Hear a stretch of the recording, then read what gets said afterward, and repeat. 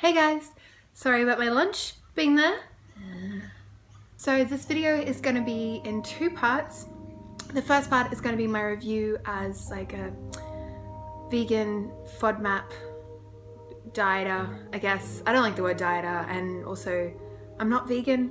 Like I said in my previous video, I eat foods that have animal products in them, so I don't feel like it's right to call myself a vegan.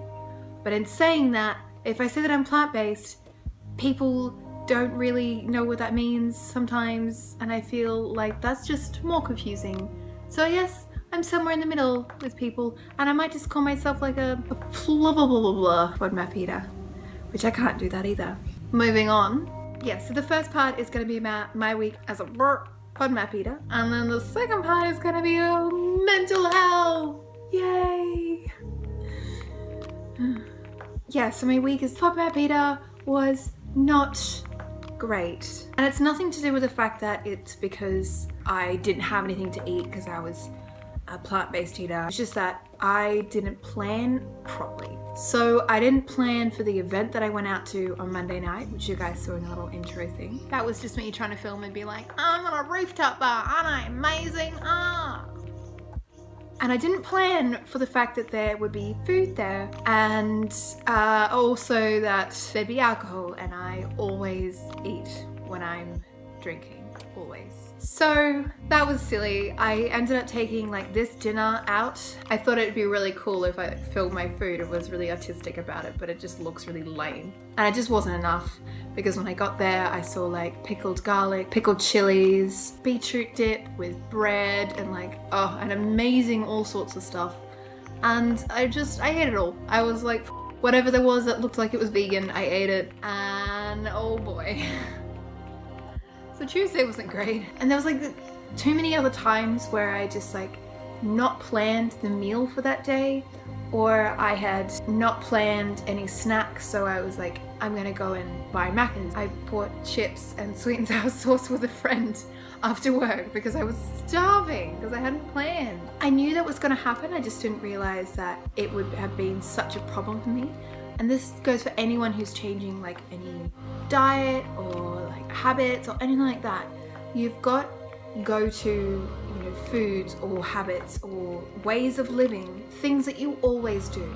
And when you want to change that, you have to allow yourself a little bit of a transition period before you're comfortable in that. That sounds really obvious, but I guess I didn't give myself enough credit to how well I did this week, because like during the week I was like, oh my god, like I shouldn't have eaten that. Like I just felt like crap afterwards. My stomach was gurgling and being like, why did you eat so many cashews? I was like, I have to give myself a break and realize that it's okay that I wasn't like amazing and perfect at this from day one. I mean, put it this way, I hate meal planning. I absolutely detest it. And I had to meal plan this week. I just had to. If any of you out there are like me and absolutely fucking hate meal planning, this low FODMAP thing will be quite difficult, because you do need to plan out some foods, at least in the beginning. For me, I've been eating meat and dairy and eggs and whatever all my life, which is fine.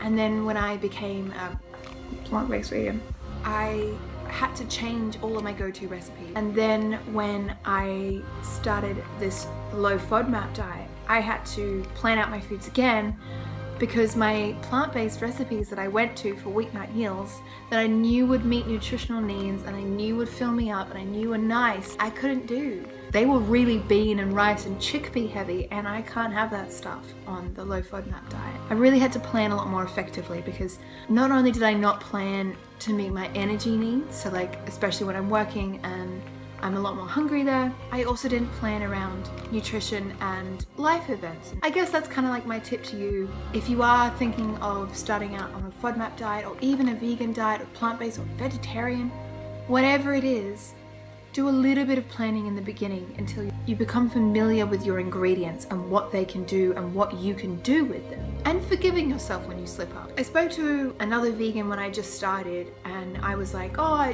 I've slipped up a few times. I went out and had a burger with a group of friends, and the look of contempt on her face was, I felt it in my spine.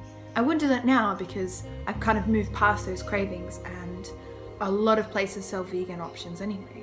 But I was like, who are you to judge me? You need to forgive yourself when you slip up in the beginning with any kind of change, lifestyle, diet, anything. You need to forgive yourself and try again. Pick yourself up and do it again. Just don't make the same mistake again. And now for the second part, mental health. Yay. I initially thought that it wasn't really relevant, but after thinking about it, it is. Depression has been a part of my life for like 10 years. It's incredibly relevant to everything I do. It's a reason why I want to find out the causes for problems, for ailments that you have in your body. And it's a reason that I am so determined to treat things holistically, because I believe that the mind and the body really affect one another. I'm not going to talk about my depression. I'm not going to get into details. This isn't a journey story. This isn't about me, but this is about what I'm going to do this week. I want to make it clear though, I don't think that I can fix depression with diet or minor lifestyle changes. I really don't. And I especially don't think I can do that under my own knowledge. This is something that I will definitely go to a professional for. Don't get me wrong, there are definitely things that I can change. There are definitely habits and patterns that, you know, kind of hinder my progress and stop me from being great every day, is the best way I can put it. Not going into too much detail about how I've been, put it this way, I've been addicted to social media lately. I've got a lot of like chatter that keeps going on in my brain. Like, that might sound crazy to you, but if anyone has like depression or anxiety or just has trouble getting off their phone, they know that the second that they do and they're alone with their own thoughts, they realize how noisy it is up there. And it's not something I'm comfortable with. I don't like being with my own inner monologue. I really don't. I use Snapchat and Instagram and YouTube and stuff as a way to kind of make me feel like someone's here and also just drown out my own inner monologue. And that is so dangerous, because I get to bed at night and I'm like, I can't sleep unless I have a video playing.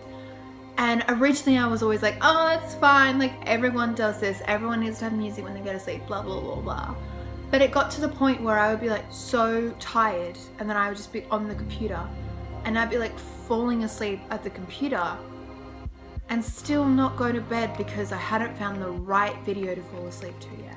And so much so that the other day I was awake for, I'm not kidding you, 30 hours. Because the night before I had literally spent the entire night on YouTube and just Instagram and Snapchat stories. Like, I don't care about the Kardashians, but I was reading all of that shit. It's harmless to do that in small amounts, but for me, it's gone beyond the point of that. It's gone to the point where no day can I go without looking at social media. I have to do it. I feel like there's a part of me that's missing when I don't, and that is really negatively impacting my life. It detracts from my ability to do anything else. I can't get up and go and do the washing because my computer's in my room. I lounge around all day when I should be doing uni work, and as a result, I've ended up 7 weeks behind in my lectures, 3 days past the due date on 2 assessments, and I'm now 2 weeks out from 3 major exams that I have not prepared for. And it's actually led me to the decision to quit uni for this semester. Like I said, I'm only a few weeks out from my final exams and I can't do it. Because the addiction to my phone and the internet just took over. And it made me so depressed. So this week, I'm not gonna try and like cure my depression by like eating coconut oil and dancing around the house a few times. I am going to really cleanse myself from social media, and I say cleanse because I hate that word. Starting yesterday, I had deleted all social media apps plus YouTube, bar the Instagram for this account, which you can find here. It will literally be the only one that I have, and I will only check it at night before I go to bed. That sounds really counterintuitive because I said that I would like have social media or stuff playing before I go to bed, because if I wake up in the morning and I look at my phone first thing, I kind of unintentionally set the path to be looking at my phone and being distracted all day. And that's how I am. It might be different for you. You might prefer to look at it in the morning after breakfast or whatever. If anyone is going through something similar, if anyone finds themselves every single time they get a tiny bit bored in class, or they're waiting for like a file to upload or something, or transfer on the computer, or even a web page to load, and they're like pulling out their phone and going on Facebook, or just opening up another tab and popping on a YouTube video while they wait, I kind of urge you to do the same thing. It's not going to kill you, it's not going to ruin your life, it isn't helpful in any way. And it can have some seriously negative effects like it has had for me in my studies. If you don't find it so easy to switch off, or the idea of it is freaking you out, I would suggest limiting it to once a day. If you're like me and you find that when you wake up you check your phone straight away and you feel like you can't get out of bed until you have done everything you need to on your social medias, maybe do it after you get out of bed. Get up, have your breakfast, go outside, do something in the morning, get ready for work or school or your day, then sit down and do it. Because at least if you do nothing for the rest of the day, you'll have done something before writing it off. Yeah, this video I guess wasn't as in-depth as I wanted it to be. It's been a bit longer than I wanted it to be, and it's also been shorter than I wanted it to be. So I'm gonna head off and go to sleep and open up the windows in the house so that I can have some fresh air. Holy Julie. I should really clean up that bowl right about now. Thank you guys, and I will see you later. Bye.